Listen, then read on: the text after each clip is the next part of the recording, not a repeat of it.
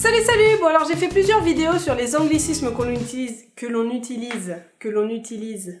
Salut. Bon alors comme vous le savez, j'ai fait plusieurs vidéos sur les anglicismes que l'on utilise au Québec, mais aujourd'hui j'avais envie de faire une vidéo sur les anglicismes que l'on utilise en France et non au Québec. Je vous jure que c'est pas facile de dire les anglicismes que l'on utilise. Essayez de le dire. Et comme je le dis à chaque fois, c'est propre à chacun. Certains vont les utiliser en France, d'autres non. Certains même vont les utiliser ici, alors que d'autres non. Ça dépend de chaque personne, de chaque petit être humain. Voilà, c'est dit. Je vous aime, bisous.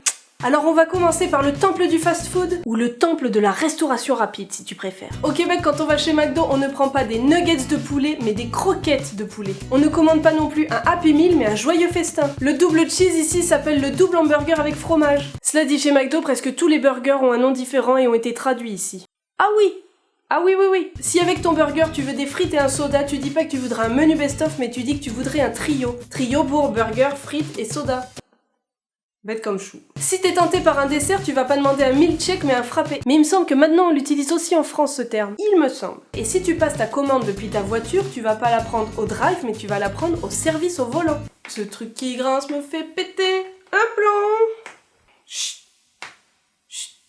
Si t'es plus KFC, cherche plutôt PFK, poulet frit du Kentucky, au lieu de KFC, Kentucky Fried Chicken. On traduit tout nous ici. Et pour en finir avec la nourriture, ceci n'est pas un cookie, mais ceci est un biscuit.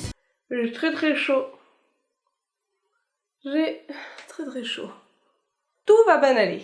Presque. Au Québec, quand tu vas faire les magasins, tu ne vas pas faire du shopping, mais tu vas magasiner. Et si tu vas en voiture sur la route, tu vas pas voir un panneau stop, mais tu vas voir un panneau arrêt. Et tu ne vas pas te garer dans un parking, mais tu vas te garer dans un stationnement. Quand tu vas aller dans des magasins pour t'acheter des vêtements, tu vas pas chercher des vêtements de taille small, medium ou large, mais des vêtements de taille petit, moyen ou grand, voire très petit ou très grand. Mais ici, on utilise quand même pas mal les deux, vu que le pays est bilingue, alors qu'en France, on verra toujours marqué small, medium ou large. Et si t'as besoin de les faire nettoyer, tu vas pas aller dans un pressing, mais chez un nettoyeur.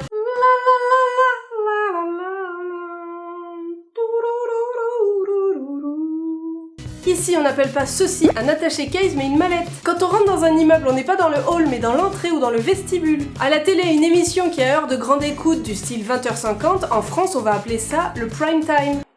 C'est tellement branché de dire le prime time. Pourquoi? Je ne sais pas.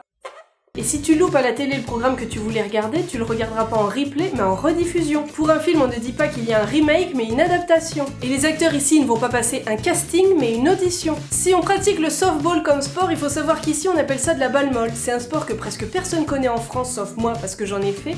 Et c'est ni plus ni moins comme du baseball, sauf que la balle est plus grosse et qu'en France, c'est principalement joué que par des filles. Elles ne peuvent pas faire du baseball, donc elles font du softball. D'ailleurs, j'adorerais en faire ici, mais je loupe à chaque fois les inscriptions. L'année prochaine, je m'inscris dans une équipe. Oui. Et si on n'est pas très sport d'équipe, et qu'on préfère courir seul, ici on ne va pas faire du footing, mais on va faire de la course à pied.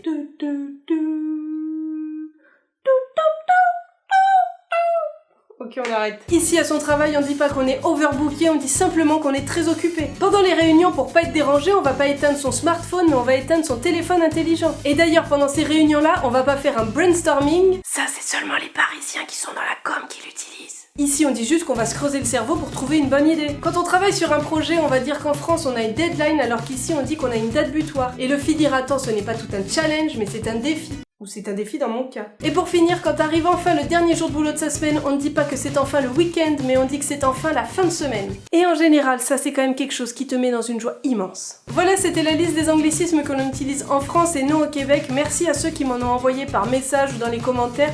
Sur ce, je vous dis à samedi prochain pour une nouvelle vidéo. En attendant, n'hésitez pas à mettre un petit pouce bleu si vous l'avez aimé. N'hésitez pas à m'en donner d'autres dans les commentaires. Je suis toujours preneuse pour ce genre de petites pépites. Vous pouvez aussi me retrouver sur mes différents réseaux sociaux, partager cette vidéo et bien évidemment, vous pouvez vous abonner. Allez, bisous bisous.